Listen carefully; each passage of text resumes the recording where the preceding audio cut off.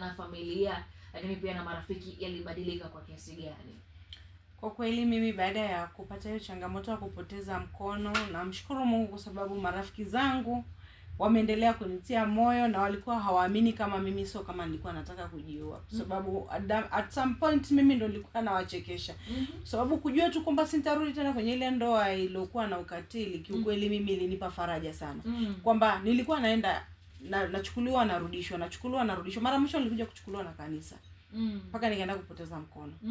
Ndio, kwa hiyo nilikataa kurudi kabisa. Nilikaa almost miezi 5 mbali na familia na mume wangu, niliondoka kabisa.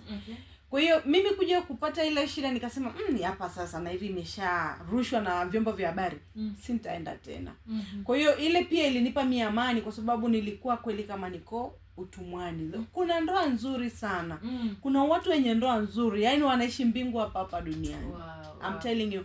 Kuna watu ambao yani mimi nilivotoka kwenye ndoa nikaanza sasa kuchangamana na watu, maana nilikuwa gasi na yoyote ujue. Kwa hiyo hata uwezi kujua kama ulikuwa upendi. Sio sipendi, siruhusiwi kwenda mahali.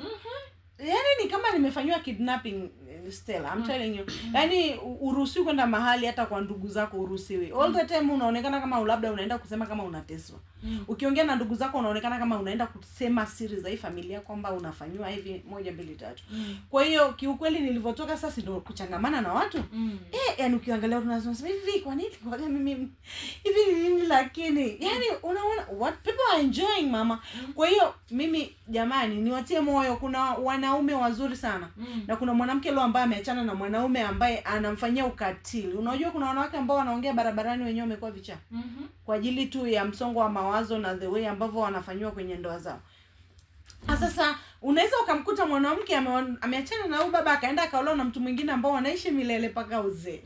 Yes. So at some point unawezekana umekutana tu na mtu ambao sio kabisa. Na yani uweze kusema wanaume wote ni wabaya, wanaume wote wako hivi. Wewe umetembea na dunia wanaume wote? Umetembea na wanaume wote ukajua ni wabaya? Sio kweli. Kwa hiyo mtu mmoja asikufanye wewe ukawachukia watu au kalipiza kisasi. Hapana. Mimi sasa hivi niseme jamani wanaume mimi siwapendi. Maana mtu anaweza kukutana na mimi, "Vero sasa hivi si unawachukia sana wanaume?" Niwachukie kwa nini? Mimi nimeona shemeji zangu wanapenda wake zao. Wameishi miaka na miaka hawajai kuwapiga. Mimi mamangu mlezi huyu nimemuona, baba anasema hajawahi kumfinya hata siku moja. Na yupo. Sasa utawachukiaje wanaume wote?